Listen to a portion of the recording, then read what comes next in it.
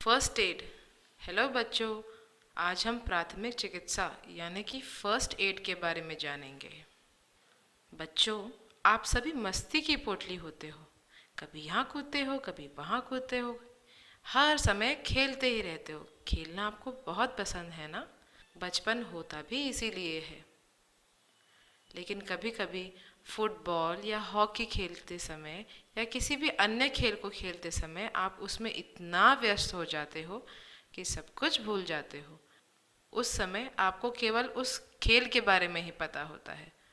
आप पूरी ध्यान मग्नता से उस गेंद के पीछे भागते रहते हो, चिल्लाते रहते हो और दोस्तों के साथ मज़े करते हो। सही है ना बच्चों? लेकिन बच्चों, कभी कभी दौड़ते समय आप गिर जाते हैं, जिससे आपको चोट भी लग सकती है। आप में से कुछ तो इस बात पर ध्यान भी नहीं देते हैं और खेलते रहते हैं। लेकिन क्या आपको यह पता है कि जब आपको कोई चोट लगती है और अगर उस पर धूल मिट्टी जम जाए तो उस हिस्से में जर्म्स उत्पन्न हो सकते हैं। और आपने अगर कुछ और देर तक या कुछ और दिनों तक इसको नज़रअंदाज किया, लापरवाही बरती, तो उस घाव में और भी ज़्यादा तेज़ दर्द उत्पन्न हो सकता है। फिर तो आप समझ लीजिए आप बहुत सारे दिनों तक बिल्कुल भी नहीं खेल पाएंगे। तो आप समझ गए ना? जब कभी आप या आपके किसी दोस्त को चोट लग जाए तो थोड़ा सा इलाज ज़रूर करवा लीजिए। इस छोटे से इलाज से आप बाद में होने वाली बड़ी परेशानी से बच सकते हो। अगर बच्चों किसी को चोट लग जाती है और वो थोड़ी बड़ी चोट होती है तो आपको क्या करना चाहिए? आपको सबसे पहले इस बात की सूचना किसी बड़े व्यक्ति को, यानी कि आपके माता पिता या जो भी आपके घर के आसपास में बड़े व्यक्ति हों जो आपकी मदद कर पाए, उन्हें बताना चाहिए। आप पूछोगे क्यों? वो इसलिए कि उस घायल व्यक्ति को आपके बड़े तुरंत आवश्यक उपचार दे सकते हैं। इस प्रकार तुरंत दिए जाने वाले उपचार को प्राथमिक चिकित्सा कहते हैं। तो बताइए, आपके दोस्त को अगर चोट लग जाए तो आपको क्या करना चाहिए? बिल्कुल सही। सबसे पहले जहाँ चोट लगी है उस हिस्से के घाव को साफ कर लेना चाहिए, जिससे उस पर धूल मिट्टी और जर्म्स ना बैठे और बाद में घाव बड़ा ना होए। परेशानी भी नहीं होगी ना ऐसा करने से। ऐसा करने से इतनी सारी परेशानियां बच जाएंगी। घाव से धूल मिट्टी हटाने के लिए उसे साफ पानी से धोना चाहिए। तो अब जर्म से कैसे छुटकारा पाया जाए? एक विशेष दवाई होती है जिसे घाव पर जर्म्स को साफ करने के लिए प्रयोग किया जाता है। इसे एंटीसेप्टिक कहा जाता है। आपने अपने घरों में डिटॉल, स्पिरिट या एंटीसेप्टिक तो ज़रूर देखे होंगे, है ना? एक रुई के टुकड़े पर इस एंटीसेप्टिक को लगाकर उससे चोट को साफ कर लेना चाहिए। अब हम चोट पर एंटीसेप्टिक क्रीम लगा सकते हैं ताकि घाव जल्दी ही ठीक हो जाए। लेकिन यदि घाव को खुला छोड़ दिया जाए तो क्या होगा? इससे उड़ती हुई धूल मिट्टी उस घाव पर जमा हो जाएगी और फिर क्या, उस पर जर्म्स पैदा होने लगते हैं। तो हमें घाव को रुई से ढककर उस पर पट्टी यानी कि बैंडेज लगा देना चाहिए। अब ऐसा करने से आपका घाव सुरक्षित हो जाता है और जल्दी से ठीक भी हो जाता है। अच्छा है ना बच्चों?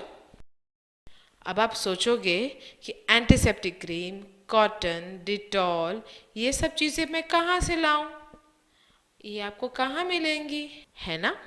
तो खेलते समय आपकी कभी त्वचा कट जाती है, घर में कभी छोटी छोटी दुर्घटनाएं हो जाती हैं, तो हमें इन दवाओं को घर में ही रखना चाहिए ताकि ज़रूरत पड़ने पर हमें ये आसानी से मिल जाए।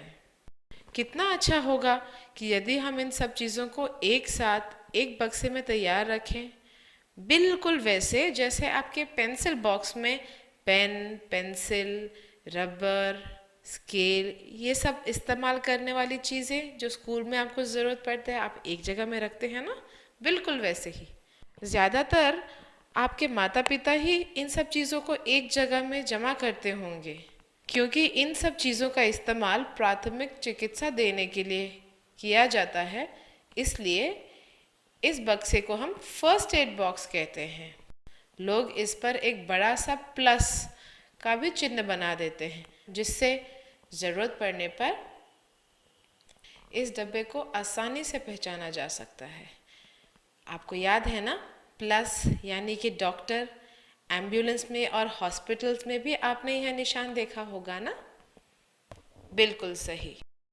अब बच्चों आइए हम देखते हैं कि एक अच्छे फर्स्ट एड बॉक्स के लिए किन किन चीज़ों की हमें ज़रूरत होती है। हमें डिटॉल या स्पिरिट जैसी कोई एंटीसेप्टिक लिक्विड की ज़रूरत होती है, और साथ ही हमें एंटीसेप्टिक क्रीम की भी ज़रूरत होती है। घाव को ढकने के लिए हमें रुई या गॉज बैंडेज की ज़रूरत होती है, और बैंडेज को काटने के लिए बिल्कुल सही समझे, एक छोटी कैंची की ज़रूरत होती है। आपको यह सारा सामान किसी भी दवाई की दुकान पर मिल सकता है। तो बच्चों खेलो और मज़े करो, लेकिन ध्यान रहे कि जब भी आपको चोट लग जाए तो किसी बड़ी मुसीबत से बचने के लिए समय पर प्राथमिक चिकित्सा ले लें। एक छोटी सी चोट आपका सारा मज़ा खराब न कर दे। जब भी आपको चोट लग जाए तो किसी बड़ी मुसीबत से बचने के लिए समय पर प्राथमिक चिकित्सा अवश्य ले लें। लेकिन बड़ी चोटों से बचने के लिए थोड़ी सावधानी रखें, जैसे सड़क पर नहीं भागे, खेलते समय अपने दोस्तों को धक्का बिल्कुल भी ना दें, मैदान में अपने दोस्तों से कभी झगड़ा मत कीजिए, इससे आप गिर सकते हैं और शायद बुरी तरह से घायल भी हो जाएं। यदि किसी को चोट लग जाए तो किसी बड़े को बुलाकर उसे डॉक्टर के पास ले जाना चाहिए। और जब कभी आपके दोस्त को चोट लग जाए तो उसे दिलासा देते रहिए और उसके आसपास भीड़ जमा मत होने दीजिए, इससे वह शायद और घबरा जाए। मुसीबत में जो दोस्त काम आए वही सच्चा दोस्त होता है। इस प्रकार के तुरंत दिए जाने वाले उपचार को प्राथमिक चिकित्सा यानी कि फर्स्ट एड कहते हैं। चलो बच्चों, खूब खेलिए, खूब मज़ा करिए, लेकिन सुरक्षित रहिए। Bye bye.